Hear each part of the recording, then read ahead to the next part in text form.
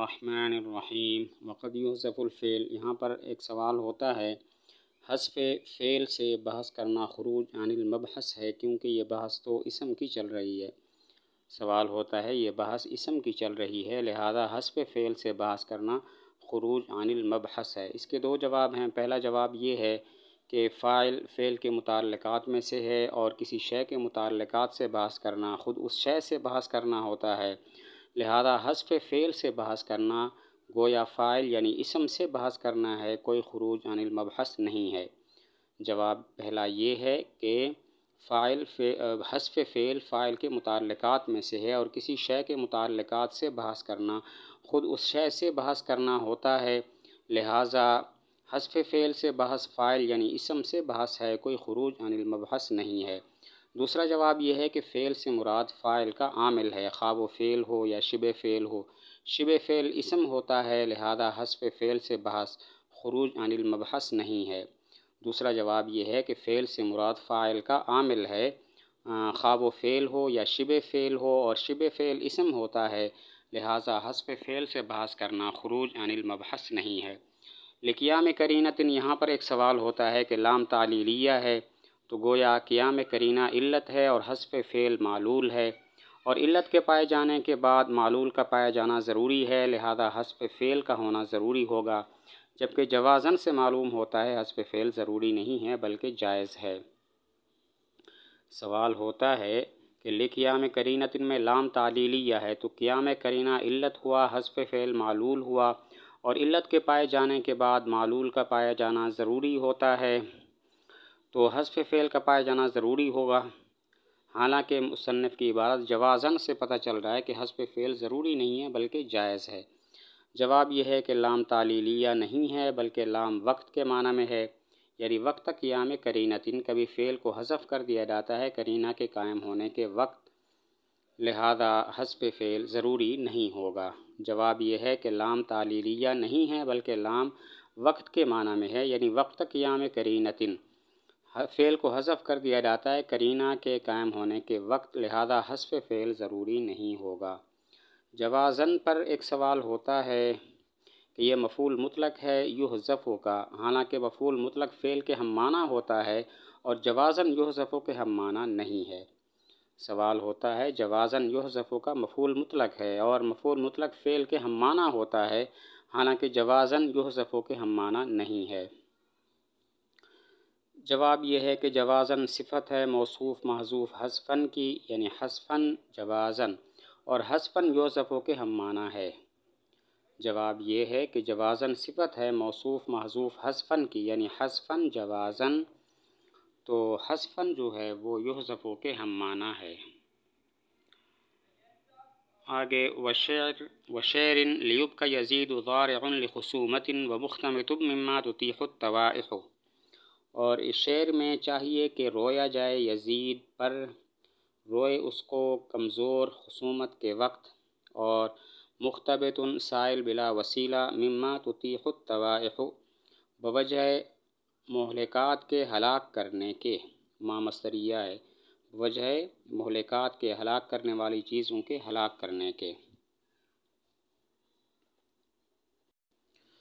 تو حذف فعل کبھی بقرینہ سوال محقق ہوتا ہے، کبھی بقرینہ سوال مقدر ہوتا ہے۔ حذف فعل بقرینہ سوال محقق ہو اس کا بیان تو گزر چکا زید لمن قام میں، لمن قال من قام میں، اور حذف فعل بقرینہ سوال مقدر ہو اس کی مثال جیسے زرار بن نحشل کا یہ شعر جو اس نے اپنے بھائی یزید بن نحشل کے مرثیہ میں کہا تھا، لیبق یزید ضارع لخصومۃ ومختبط مما تتیح الطوائح۔ حذف فعل کبھی بقرینہ سوال محقق ہوتا ہے اور کبھی بقرینہ سوال مقدر ہوتا ہے۔ حذف فعل بقرینہ سوال محقق ہو اس کا بیان تو پیچھے گزر چکا زید میں، اور حذف فعل بقرینہ سوال مقدر ہو اس کی مثال جیسے زرار بن نحشل کا یہ شعر جو اس نے اپنے بھائی یزید بن نحشل کے مرثیہ میں کہا تھا، لیبق یزید ضارع لخصومۃ ومختبط مما تتیح الطوائح۔ چاہیے کہ رویا جائے یزید پر، روئے اس پر کمزور خصومت کے وقت، اور مختبط روئے اس کو سائل بلا وسیلہ، مما تتیح الطوائح، بوجہ مہلکات کے ہلاک کرنے والوں چیزوں کے ہلاک کرنے کے اس کے مال کو اور تحصیل مال کے ذرائع کو۔ چاہیے کہ یزید پر رویا جائے، روئے اس کو کمزور، لخصومت خصومت کے وقت، ومختبط اور روئے اس کو سائل بلا وسیلہ، مما تطیح الطوائح بوجہ ہلاک کرنے والی چیزوں کے ہلاک کرنے کے اس کے مال کو اور تحصیل مال کے ذرائع کو۔ یہاں پر زارعن فاعل ہے، اس کا فعل محذوف ہے، یبکی ہے یعنی یبکی ہے زارعن، اس فعل کو حذف کر دیا اور اس پر قرینہ سوال مقدر ہے۔ وہ اس طرح کہ جب شاعر نے کہا چاہیے کہ یزید پر رویا جائے، جب شاعر نے کہا لیوب کا یزید و چاہیے کہ یزید پر رویا جائے، تو سائل نے سوال کیا میں یبکی ہی، اس پر کون روئے؟ جواب دیا زارعن یعنی یبکی ہے زارعن، یبکی فعل کو حذف کر دیا اور اس پر قرینہ سوال مقدر ہے۔ زارعن فاعل ہے، اس کا فعل محذوف ہے، یبکی ہے۔ اور وہ اس طرح کہ جب شاعر نے کہا لیوب کا یزید و چاہیے کہ یزید پر رویا جائے، تو گویا سائل نے سوال کیا میں یبکی ہے، اس پر کون روئے؟ تو جواب دیا زارعن یعنی یبکی ہے زارعن، اس پر زارع کمزور روئے، اس سوال کو اس فعل کو حذف کر دیا اور اس پر قرینہ سوال مقدر ہے۔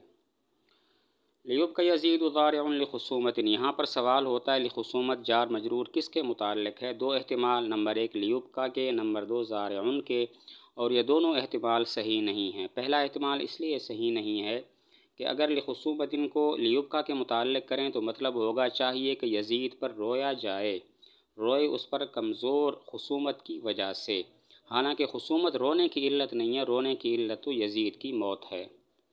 پہلا احتمال اس لیے صحیح نہیں کہ اگر لخصومت کو لیوب کا کے متعلق کریں تو پھر مطلب ہوگا چاہیے کہ یزید پر رویا جائے، روئے اس پر کمزور خصومت کی وجہ سے، حالانکہ خصومت رونے کی علت نہیں ہے، رونے کی علت تو یزید کی موت ہے۔ دوسرا احتمال اس لیے صحیح نہیں کہ زارعن اسم فاعل ہے جس کے عمل کی شرط یہ ہے کہ اشیاء ستہ میں سے کسی ایک پر اعتماد کرنے والا ہو، جبکہ زارعن اسم فاعل کسی پر اعتماد کرنے والا نہیں ہے، تو یہ لخصومت میں عمل کیسے کرے گا؟ دوسرا احتمال اس لیے صحیح نہیں کہ زارعن اسم فاعل ہے اور اسم فاعل کے عمل کی شرط یہ ہے کہ اشیاء ستہ میں سے کسی ایک پر اعتماد کرنے والا ہو، زارعن کسی پر اعتماد کرنے والا نہیں ہے، تو یہ لخصومت میں عمل کیسے کرے گا؟ جواب یہ ہے کہ دونوں احتمال صحیح ہیں۔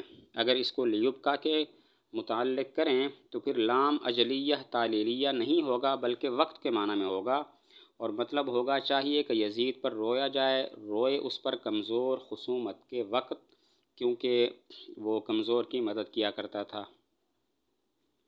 دونوں احتمال صحیح ہیں۔ پہلا احتمال اس لیے صحیح ہے کہ لخصومت کو لیوب کا کے متعلق کریں تو یہ لام اجلیہ نہیں ہے بلکہ لام وقت کے معنی میں ہے، اور مطلب ہوگا چاہیے کہ یزید پر رویا جائے، اس پر روئے کمزور خصومت کے وقت۔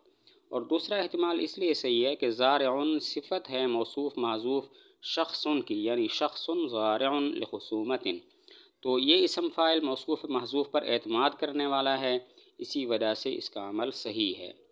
دوسرا احتمال اس لیے صحیح ہے کہ زارعن صفت ہے موصوف محذوف شخص کی، یعنی شخص زارع لخصومت، تو زارعن یہ موصوف محذوف پر اعتماد کرنے والا ہے، لہذا اس کا عمل کرنا ٹھیک ہے۔